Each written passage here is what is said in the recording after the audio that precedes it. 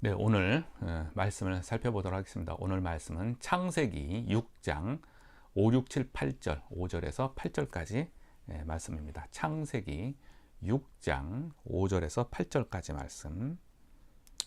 창세기 6장 5절에서 8절까지 있는 말씀. 같이 한 목소리로 읽도록 하겠습니다. 창세기 6장 5절에서 8절 같이 시작. 여호와께서 사람의 죄악이 세상에 가득함과 그의 마음으로 생각하는 모든 계획이 항상 악할 뿐임을 보시고 땅 위에 사람 지으셨음을 한탄하사 마음에 근심하시고 이르시되 내가 창조한 사람을 내가 지면에서 쓸어버리되 사람으로부터 가축과 기는 것과 공중의 새까지 그리하리니 이는 내가 그것들을 지었음을 한탄함이라 하시니라. 그러나 노아는 여호와께 은혜를 입었더라. 아멘. 네, 오늘 창세기 말씀을 통하여서 제목을 하나님의 후회라고 정했습니다. 하나님이 후회하실까요? 뭐 이런 부분이에요. 참 흥미로운 주제이죠. 하나님의 후회라고 하는 부분입니다. 후회하면 뭐 여러 가지를 이야기할 수 있지만 뭐 이런 책이 있습니다. 남자가 은퇴할 때에 후회하는 25가지라고 하는 제목의 책이 있어요. 예전에 읽었던 책인데 다시 한번 살펴보니까 요즘에 아주 새롭게 와닿습니다. 왜 그러냐면 제가 지난주에 저도 11월 말에 저는 뭐 은퇴라기보다는 퇴직이라고 하는 표현이 좋을 것 같아요. 약 30년 동안 일했던 직장을 이제 퇴직을 했습니다. 그 다음 뭐 하나님이 인도하신 그 길도 이제 기대하고 있지만 그런 면에서 이 내용을 다시 살펴보니까 좀 마음에 굉장히 좀 새롭게 다가오게 되었습니다. 자, 책에서 남자가 이제 은퇴를 할 때 모든 일들을 이제 마칠 때에 되돌아보니까 지난 날들을 되돌아보니까 후회되는 것들이 있더라라고 하는 것이죠. 뭐 왜 없겠어요. 뭐 꼭 그리고 또 뭐 남자만이겠어요. 여자도 그렇고 누구든지 다 그러겠죠. 이 책에서 말하고 있는 남자가 은퇴할 때에 후회하는 25가지의 큰 덩치 몇 가지를 살펴보면 다음과 같은 것들이 있다라고 이야기를 하고 있어요. 그 첫 번째 것이 일만 하며 세상을 보냈다라고 하는 것이 후회된다라고 하는 거예요. 일만 하며 세상을 다 보내고 세월을 다 보냈다라고 하는 것입니다. 이 저자가 어느 날 친구의 이제 친구의 딸의 결혼식에 이제 참석을 했어요. 뭐 그런 일들이 있잖아요. 참석을 했는데 그 친구가 자기 자식 딸을 위해서 축하 파티에 이제 클라리넷을 연주했다라고 하는 거예요. 그것을 보면서 한번 크게 깨달았다는 거예요. 나는 다룰 줄 악기가 아무것도 없이, 그러니까 그러한 생각조차도 못하고 인생을 이렇게 해서 은퇴를 했다라고 하는 것이 아주 크게 후회를 했다라고 하는 거예요. 오직 일만 하며 보냈고 아무것도 할 줄 아는 것이 지금 없더라라고 하는 이야기입니다. 많은 경우가 그렇죠. 그리고 사실상 직장 생활을 하고 정말 어떤 면에서 보면 전투적으로 살았을 때에 또 일하는 것이, 직장 생활하는 것이 그것을 요구하고 있잖아요. 요즘에 나와서 뭐 워라밸이다라고 해서 일하는 것과 또 즐겁게 사는 것이 균형을 맞춰서 산다, 그런 이야기들이 있지만 사실상 웬만한 직장은 그걸 용납하지를 못해요. 정말 전투적으로 일만 하도록 직장은 요구하고 있고 그것대로 월급을 주는 것이죠. 그러니까 그럴 수밖에 없는 일이 놓여 있는 세상에 우리는 살고 있어요. 그래서 이분은 일만 하며 살았던 것, 나를 위한 작은 사치조차도 해본 적이 없었던 것, 뭐 이런 것들이 정말 후회스럽다. 혼자만의 휴가, 혼자만의 여행, 그것을 가져보지 못하고 살았던 것들, 그리고 이제 와서 은퇴를 하니까 갈 곳이 없다라고 해요. 어디 가본 적이 없기 때문에 갈 곳이 없고, 놀아본 적이 없기 때문에 놀만한 어떤 것이 없더라라고 하는 것이 지난 세월 지나면서 정말 후회하는 것들, 첫 번째로 꼽았어요. 두 번째는 이제 자기 자신의 같은 맥락이죠. 자기 자신을 너무 함부로 대했다라고 하는 것입니다. 마치 돈 버는 기계와 같이 자기 자신을 보냈다. 아까 얘기하고 마찬가지입니다. 직장이라는 게 그걸 요구해요. 거기에 부응하지 않으면 사실상 이미 은퇴가 아니라 이미 그 전에 쫓겨났을지도 모르는 그런 상황이었어요. 사실상은 돈 버는 기계와 같이 그렇게 보냈다. 건강도 정말 우울증과 화병이 안 일어나서 그렇지 그 직전까지 가게 되는 게 사실 직장이 요구하는 그런 것이죠. 운동선수조차도 자기 몸을 혹사하지 않습니다. 왜? 길게 운동을 해야 되니까.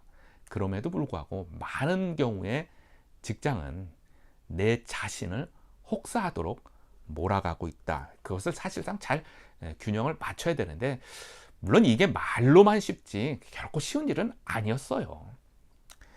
세 번째가 직장 생활만 하다 보니까 가족 관계가 멀어졌다라고 하는 것이 이분이 가장 후회하는 것 중에 이제 또 손꼽는 이야기입니다. 아내와 또 자녀와 또 특히 이제 자녀가 어렸을 때에 자녀와 놀아주는 시간이 많이 필요할 때인데 그때 직장이 가장 많은 것을 요구하는 그런 나이대이죠. 30세, 특히 30세, 40세 때가 어떻게 보면 가장 놀기도 좋고 가장 일하기도 좋은 나이대예요. 또 많은 것들을 소화해야 될 그런 나이대에 일에만 파묻혀 지내다 보니까 아내와 지내는 시간도 적었고 자녀가 성장할 때의 시간도 매우 적었다. 저도 돌아보면 어느 날 집에 와 보니까 아이가 학교 간다 그러더라고요. 또 어느 날 집에 와 보니까 아이가 중학교 간다 그러고 고등학교 간다 그러고 그런 시절을 사실 이제 보내기도 했어요. 깊은 대화의 시간조차도 없었고 직장 끝나고 집에 오면 피곤했고 이런 시간들을 보내게 됐죠. 이제 은퇴하고 보니까 남은 시간이 약 50년 길게 잡아서 요즘 그러잖아요. 길게 잡아서 100세 시대, 120세 시대 이러니까 남은 시간이 너무 많다 이거예요. 너무 많다. 아무 때나 전화하고 아무 때나 연락하고 아무 때나 찾아가도 만날 수 있는 친구 3명 정도는 있어야 한다라고 하는 것이 꼭 이 책에서 말하는 것뿐만 아니라 흔히 하는 말들이겠죠. 핸드폰에 수백 명의 사람의 명단이 있지만 사실상 어느 날 길에 지나가다가 자기 밑에 있는 부하 직원이 있어서 불렀대요. 불러서 아무개 하고 불렀더니 그 친구가 분명히 들었음에도 불구하고 못 들은 척 하더라는 거예요. 그래서 뭣도 모르고 쫓아가서 아무개 하고 이렇게 어깨를 치니까 예 안녕하세요 하고 그냥 돌아서 가더라는 거예요. 핸드폰에 있는 연락처의 수백 명의 대부분의 사람은 은퇴하면 다 지워야 할 사람들이다.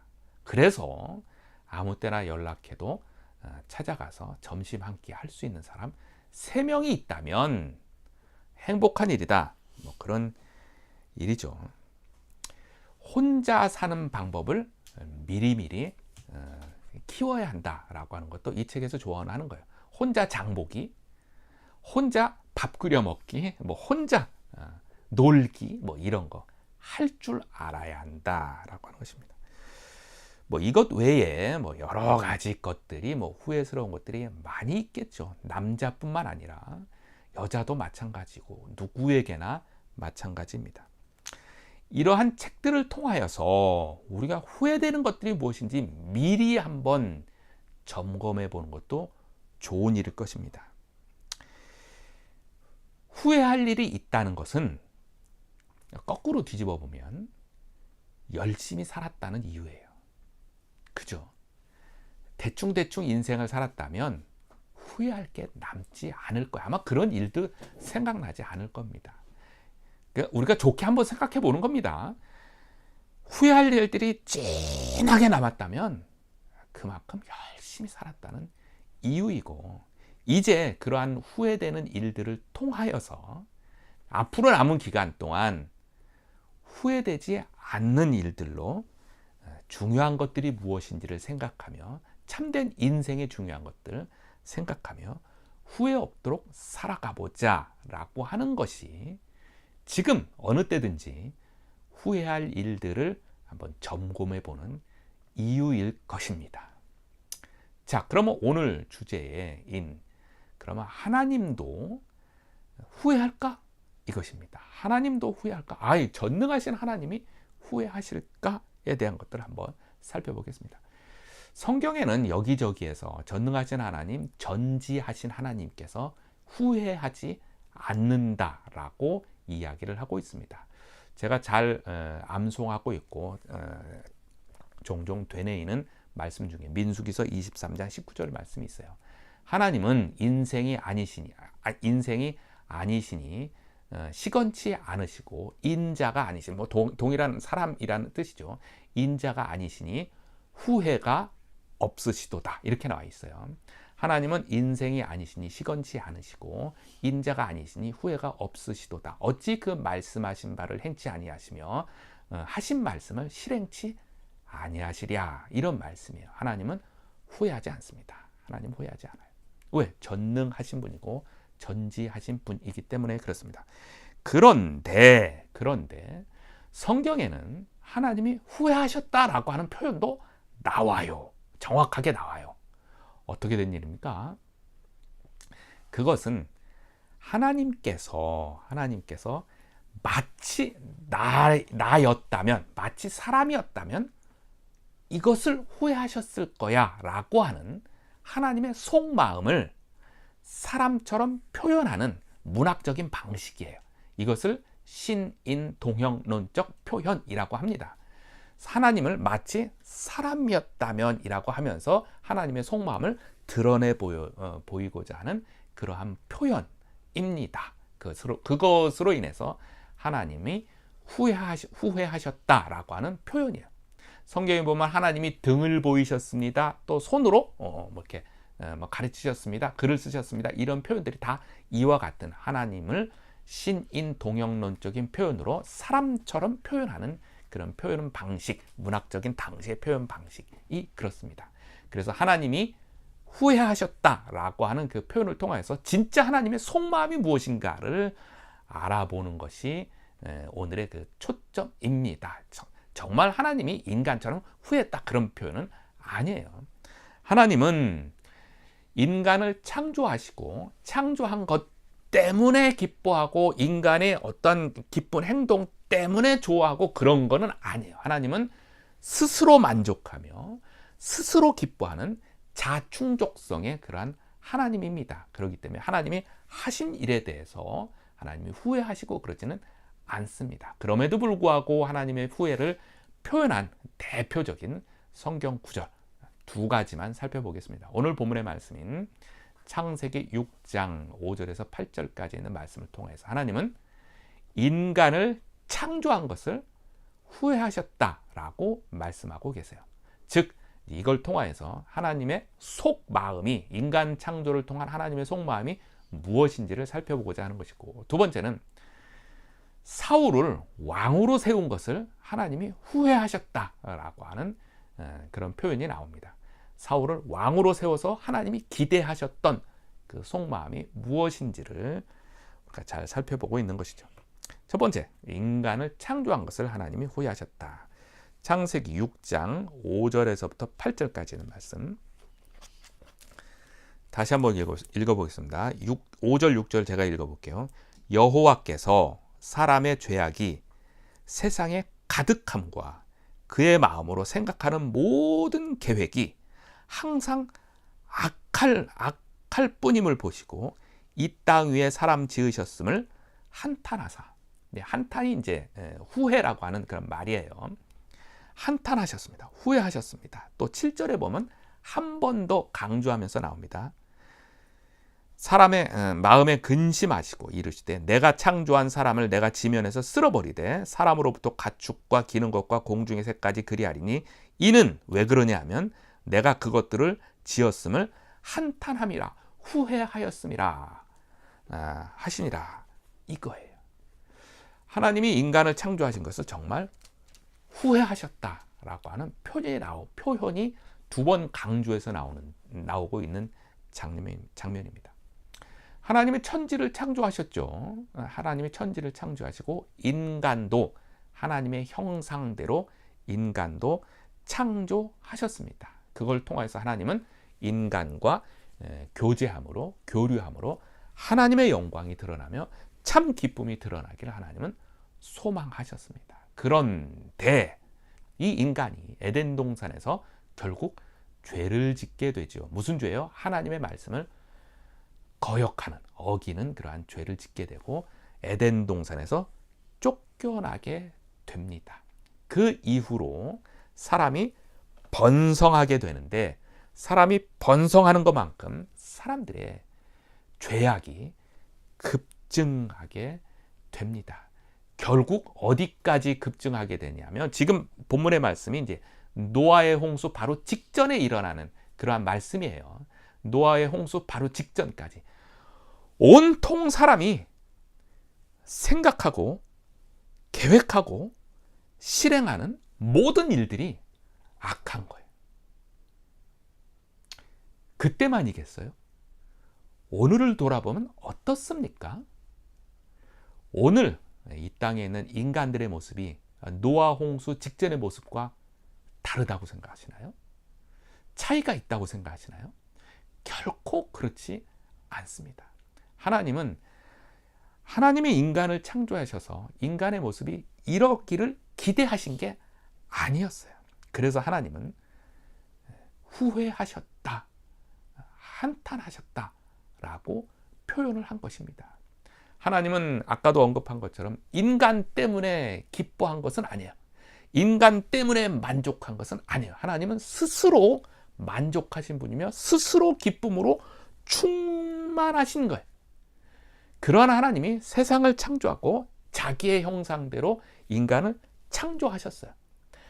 인간이 죄를 짓지 않게끔 로봇으로 만들 수도 있었겠죠. 그러면 인간은 죄를 짓지 않아요. 늘 하나님께 영광만 돌리는 그러한 존재가 되었을 터인데 하나님은 스스로 인간이 선택하고 행동할 수 있는 그것까지도 주었어요. 그것을 자유의지라고 하지 않습니까? 프리 윌, 자유의지라고 하는 그것까지 줘서 스스로 하나님께 영광 돌리며 기뻐하기를 원했었는데 사람은 사탄의 꾀에 스스로 빠져서 스스로 죄를 짓는 악행을 한 것이죠. 이걸 통하여서 우리가 하나님이 후회하셨다라고 함을 통하여서 사람의 존재의 목적을 우리가 좀 더 이 시간에 한번 좀 묵상해 봤으면 좋겠어요. 웨스트민스터 소요리 문답 첫 번째 질문과 답이 바로 여기에 있습니다. 사람의 첫째 되는 목적이 무엇입니까? 라고 하는 거예요. 사람의 첫째 되는 목적. 웨스트민스터의 사람들이 당시에 이제 교회 지도자들이 모여서 우리가 믿는 믿음의 것들을 한번 좀 정리를 좀 해보자. 그 교리를 좀 정리를 해보자라고 해서 교리 전체를 좀 정리를 해보는 일들이 과거에 있었어요. 그래서 교리 전체를 정리해보는 것이 대요리문답 해가지고 정리를 했고 그것으로 좀 너무 딱딱하니까 사람들에게 좀 쉽게 풀어서 다시 접근해 볼 수 있는 것들을 한번 정리를 해보자라고 한 것이 소요리문답이라고 해서 정리를 해봤어요. 그 첫 번째를 우리가 무엇을 다룰까에 대한 것을 정했는데 그 첫 번째가 바로 사람의 첫째 되는 목적이 무엇입니까? 이거예요. 이걸 첫 번째 소요리 문답으로 정했어요. 사람의 첫째 되는 목적 무엇입니까? 결론은 이것이에요. 사람의 첫째 되는 목적은 하나님을 영화롭게 하는 것과 그를 즐거워하는 것, 그를 기뻐하는 것이 사람의 첫째 되는 목적입니다. 인간의 인간됨은 하나님을 영화롭게 하는 것과 하나님께 영광을 돌리는 것과 하나님과 동행함으로 기쁨을 누리는 것이 인간의 첫 번째 존재의 목적이다라고 하는 것이에요. 고린도전서 10장 31절에 먹든지 마시든지 무엇을 하든지 다 하나님의 영광을 위하여 하라 라고 하는 말씀이 있죠. 이 말씀 등등을 통하여서 인간의 존재의 첫 번째 목적, 하나님의 영광이 되어야 돼요. 좀 쉬운 말로 하면 하나님의 자랑거리가 되어야 하는 것이 우리의 존재의 목적인데, 인간은 그렇지 않고 하나님을 잊어버리고 하나님을 멀리하고 하나님의 자랑거리가 아니라 사탄의 자랑거리요, 죄악의 자랑거리요, 또 다른 사람들의 자랑거리의 역할로 존재하는 것이 하나님이 참 한탄스럽고 참 후회할 만한 그러한 모습이 된 것이다 라고 하는 것이죠. 하나님의 영광을 잃으면, 하나님의 영광이 우리 인생에 없으면 사람은 어찌 보면 일만 하는 존재가 될 수밖에 없어요. 그것밖에 안 돼요.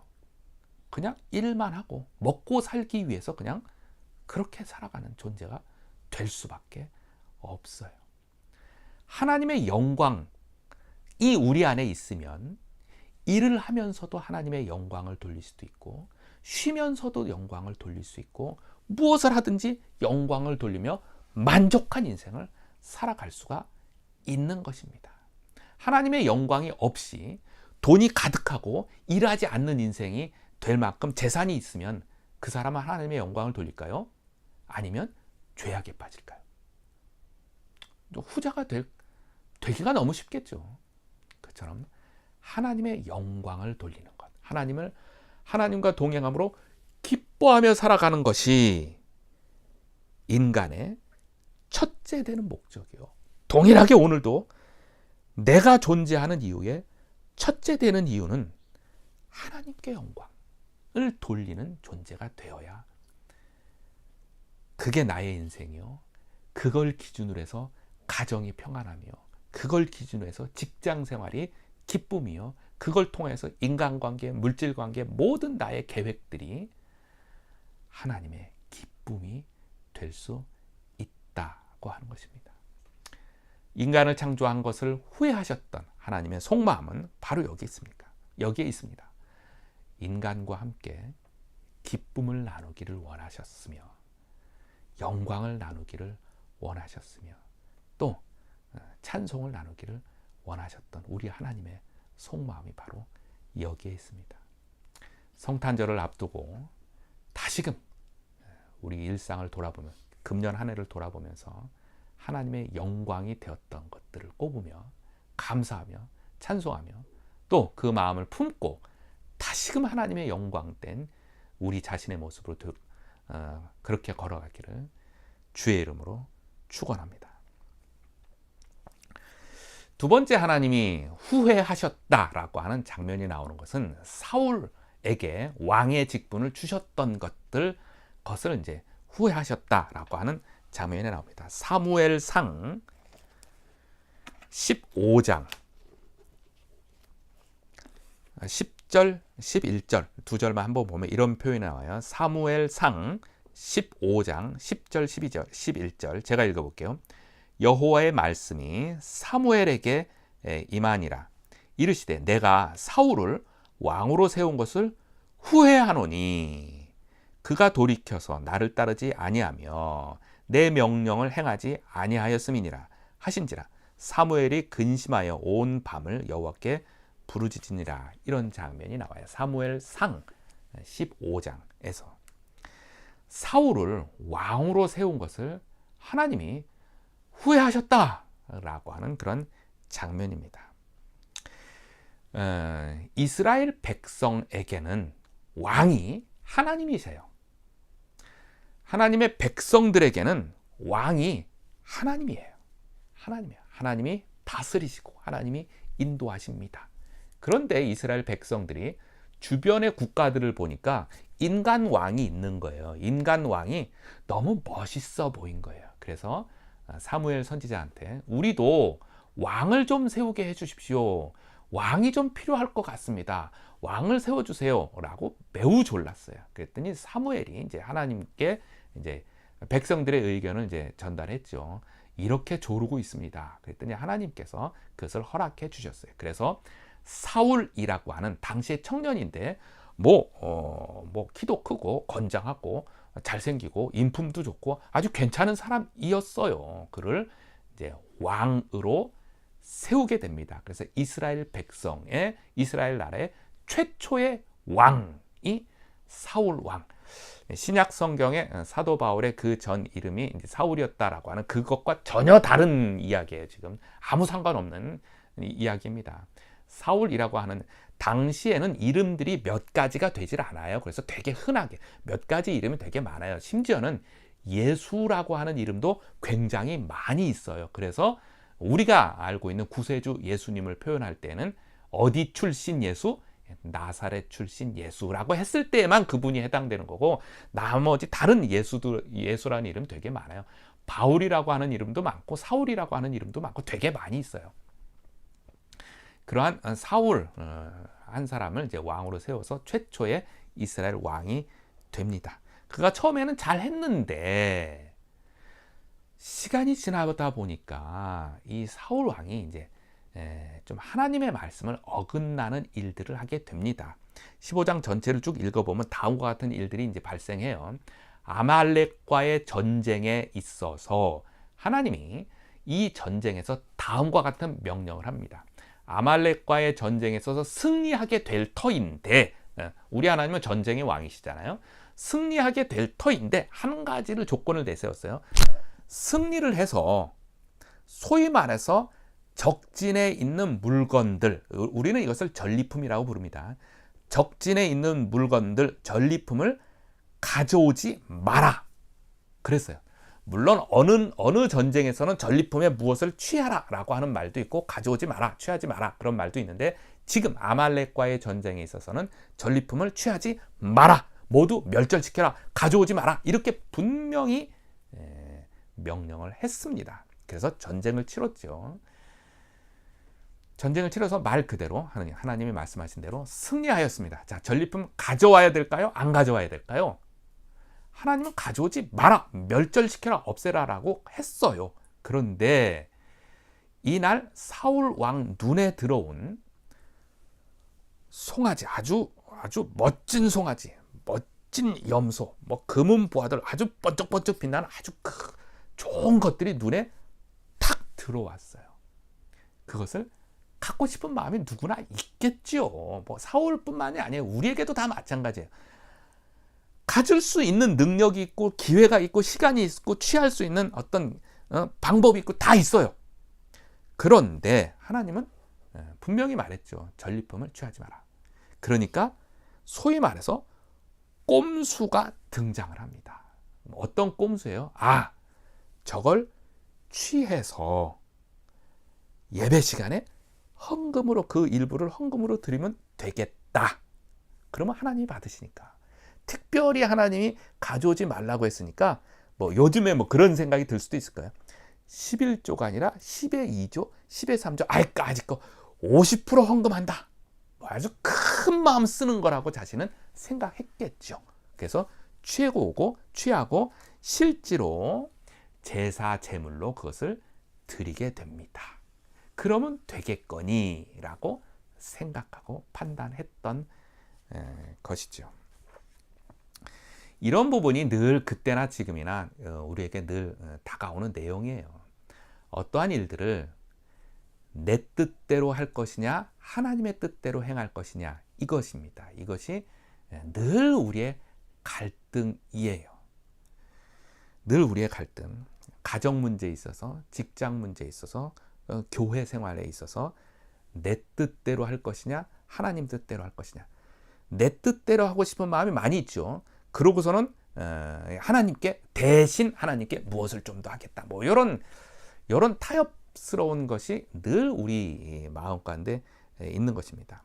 물질 관계에 있어서, 시간 관계에 있어서, 인간 관계에 있어서, 또 내가 생각하는 계획에 있어서 이런 계획과 저런 계획, 분명히 이것은 하나님이 원하시지 않는 계획인데 이걸 하면은 많은 어떤 이익이 있을 것 같아요. 그러면 그걸 택하고 대신 내가 하나님께 이러한 꼼수들이 우리 인생에 늘 존재를 하게 되죠.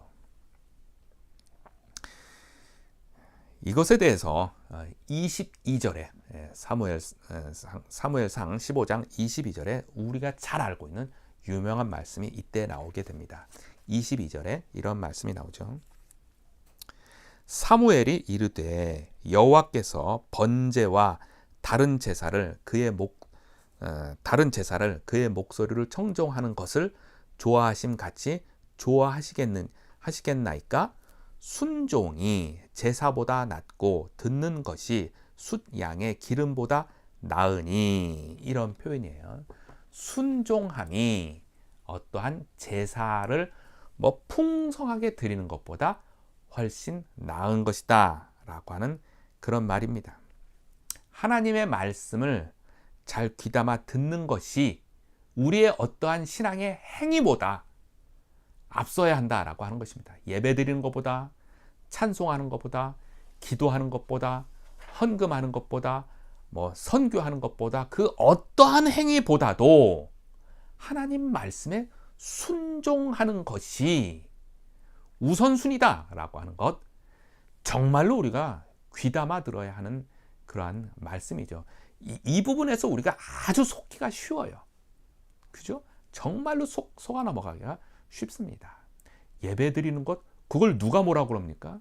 찬송하기 위해서 하는 것, 그걸 누가 뭐라고 그래요? 그러나 그거보다 앞서가는 것이 하나님의 말씀대로 거룩하게 살아가느냐, 정직하게 살아가느냐, 올바르게 판단하느냐에 대한 것, 우리가 정말 신중하게 생각해야 되는 그런 일들입니다. 베드로전서 2장 9절에 잘 알고 있는 이런 말씀이 있죠. 너희는, 우리를 말하는 거예요. 너희는 택하신 족속이요, 왕 같은 제사장들이요, 거룩한 나라요, 그의 소유된 백성이니, 이는 왜 그러냐 하면 너희를 어두운 데서 불러내어 그의 기이한 빛에 들어가게 하신 이의 아름다운 덕을 선포하게 하려 하심이라. 우리를 왕이요 제사장이라고 불렀어요. 그래서 우리를 통하여서 우리에게 주어진 인생, 왕이 하는 것이 무엇입니까? 하나님의 뜻대로 세상을 다스려가는 거잖아요. 우리를 왕으로, 제사장으로 불러서 우리에게 주어진 인생, 뭐예요? 나 개인의 인생, 우리에게 주어진 가정, 우리에게 주어진 일터, 우리에게 주어진 교회 생활, 우리에게 주어진 인간관계, 물질관계, 건강관리, 여러 가지 나에게 주어진 이 모든 세상을 하나님의 뜻대로 순종함으로 다스려가는 것이 왕이 해야 할 일이에요. 그런데 이 왕이 하나님의 뜻이 아닌 자기의 뜻대로, 자기 욕심대로 일을 행하고 대신 하나님께 무엇인가를 조금 더 드리는 그런 방식을 취하는 것을 하나님은 후회하셨다라고 하는 그런 것이죠. 그래서 사울을 최초로 왕으로 삼은 것을 하나님이 후회하셨다. 그러니까 하나님의 속마음은 뭐예요? 하나님의 속마음은 왕 같은 존재로 우리를, 인생을 불러주신 하나님께서 우리를 하나님의 뜻대로, 하나님의 원하시는 대로, 하나님이 기뻐하시는 대로, 하나님의 영광을 돌리는 대로 인생을 다스려가는 것을 하나님은 원하셨다고 하는 것입니다. 그렇게 살아가야 정말로 남자의 인생 은퇴할 때에 후회하지 않는 인생을 살아가게 될 것입니다. 남자만이 아니죠. 누구에게나 다 해당되는 것이죠. 오늘 말씀을 정리해 보겠습니다. 하나님의 후회. 진짜 하나님이 인간처럼 후회했다는 것이 아니고 하나님의 속마음이 무엇인가라고 하는 그런 내용이죠. 첫 번째, 하나님은 인간을 창조하고 인간이 죄에 빠져서 살아간 것을 후회하셨어요. 하나님의 속마음은 죄에 빠지지 않고 하나님과 교제하며 기쁨을 나누며 영광 가운데 살아가기를 하나님은 원하셨고 지금도 그러하시다라고 하는 것이죠. 두 번째는 직분에 대한 것이죠. 왕의 직분. 우리를 왕으로 불러주시고 우리에게 세상을 맡겨주셨습니다. 우리가 뭐 정치인이고 그런 것은 뭐 아니겠죠. 뭐 정치인이도 상관없어요. 우리에게 맡겨주신 세상 뭐예요? 나 자신의 인생, 가정, 그리고 교회, 일터, 또 우리 영역들, 물질 영역, 건강 영역, 인간관계, 사회생활, 여러 가지 영역들을 하나님의 뜻대로 다스려 갔기를 하나님은 원하시는 그런 이야기입니다. 이걸 통하여서 정말 우리의 인생 마지막 날에 후회하지 않고 하나님으로부터 인생 잘 살았다 칭찬받는 그러한 멋진 인생 살아가기를 주의 이름으로 축원합니다. 같이 기도하겠습니다.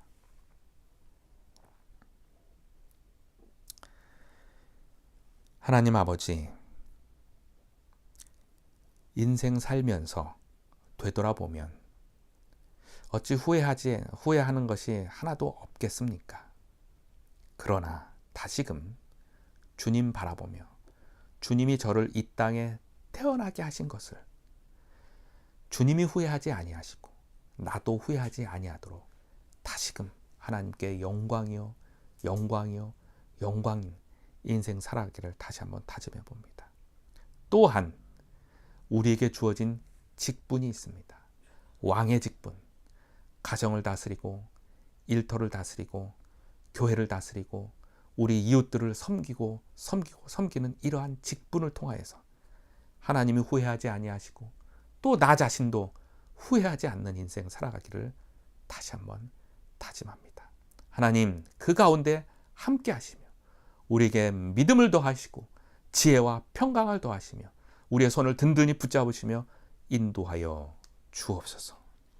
지금은 우리 주 예수 그리스도의 은혜와 하나님 아버지의 극진하신 사랑하심과 성령님의 감화하시고 감동하시고 역사하심이 하나님께 영광을 돌리며 하나님을 영화롭게 하며 하나님을 기쁘시게 하며 그리 살아가겠습니다 고 고백하고 다짐하는 주의 백성들 머리 위에 그 삶 위에 그 앞날 위에 지금으로부터 영원토록 함께하기를 간절히 축원하옵나이다. 아멘.